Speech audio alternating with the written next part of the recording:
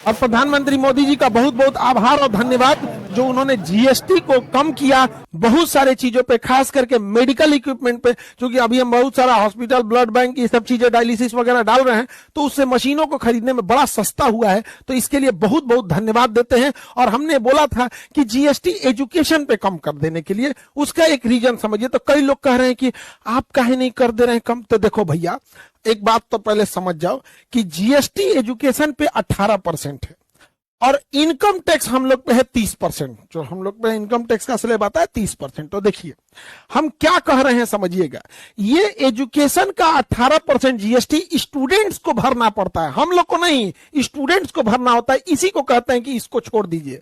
हमने ये कभी नहीं कहा कि टीचरों पर लगने वाला इनकम टैक्स छोड़ दीजिए। भैया हम लोग से 30% लेते हैं, हम इसकी बात नहीं कहते हैं। हम प्रधानमंत्री से उम्मीद करते हैं कि आने वाले समय में वो इसको भी देखेंगे, क्योंकि ये स्टूडेंट से लिया जाता है, इसलिए जीएसटी करते हैं। किसी से जो जिसको जीएसटी नहीं पता होगा पढ़ा देंगे, इकोनॉमिक्स का क्लास में पढ़ाए भी हैं, कोई प्रीवियस वीडियो में भी देख लीजिएगा।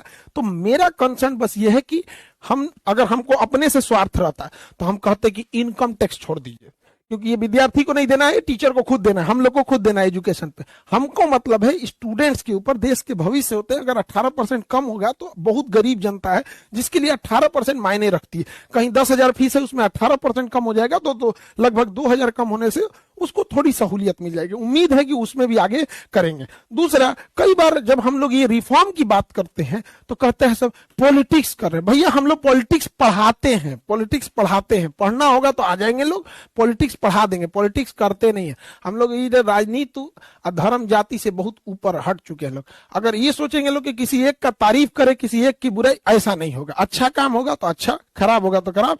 धर्म सब एक जैसा है, सबका सम्मान करना चाहिए। तो इसलिए हम लोग को ये सबसे कोई मतलब नहीं है। जो रिफॉर्म होना चाहिए वो होना चाहिए यहाँ पर। वरना शुरू से भी देखेंगे तो पहला वीडियो में भी देखेंगे जय हिंद बोल के आते थे, और आज भी देखेंगे जय हिंद बोल के चले जाते हैं। मिलेंगे नेक्स्ट क्लास में, फिर नेपाल की चर्चा करेंगे। जय हिंद।